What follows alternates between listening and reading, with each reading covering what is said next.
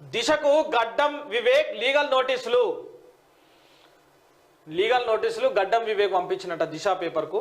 20 కోట్ల పరువు నష్టం దావా హెచ్చరిక, బేషరతు క్షమాపణ చెప్పాలంటూ వార్నింగ్, ఇటీవల ప్రచురించిన కథనాలకు ప్రతిస్పందన, వాటిని వెంటనే తొలగించాలంటూ డిమాండ్.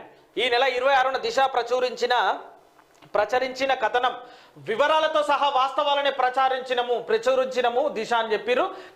క్షమాపణ చెప్పే ప్రసక్తే లేదని చెప్పి దిశ యాజమాన్యం వెల్లడించింది. దిశ ఇటీవల ప్రచురించిన 2 కథనాలపై చెన్నూరు ఎమ్మెల్యే గడ్డం వివేకానంద తన లాయర్ పిఎస్ఎన్ మూర్తి ద్వారా పత్రికా యాజమాన్యానికి లీగల్ నోటీస్ పంపారు. వీటి ద్వారా గడ్డం వివేకానందకు ఆయన కుమారుడు గడ్డం వంశీకృష్ణకు 20 కోట్ల మేర పరువు నష్టం కలిగిందని అందులో పేర్కొన్నారు. వారం రోజుల్లోగా ఆ మొత్తాన్ని చెల్లించాలని, లేదంటే చట్టపరమైన చర్యలు తీసుకుంటామని హెచ్చరించారు. వెబ్సైట్ సహా అన్ని ప్లాట్ఫామ్ల నుంచి వెంటనే ఆ కథనాలను తొలగించి క్షమాపణ చెప్పాలని అందులో పేర్కొన్నారు. ఆ కథనాలను ముమ్మాటికి అక్షర సత్యాలని లీగల్ నోటీసు చట్టపరంగా ఎదుర్కోవడానికి సిద్ధంగా ఉన్నామని దిశ యాజమాన్యం స్పష్టం చేసింది. 20 కోట్ల రూపాయలు, 20 కోట్ల రూపాయలు, అమ్మ పైసలా పుట్టినాలు అవి.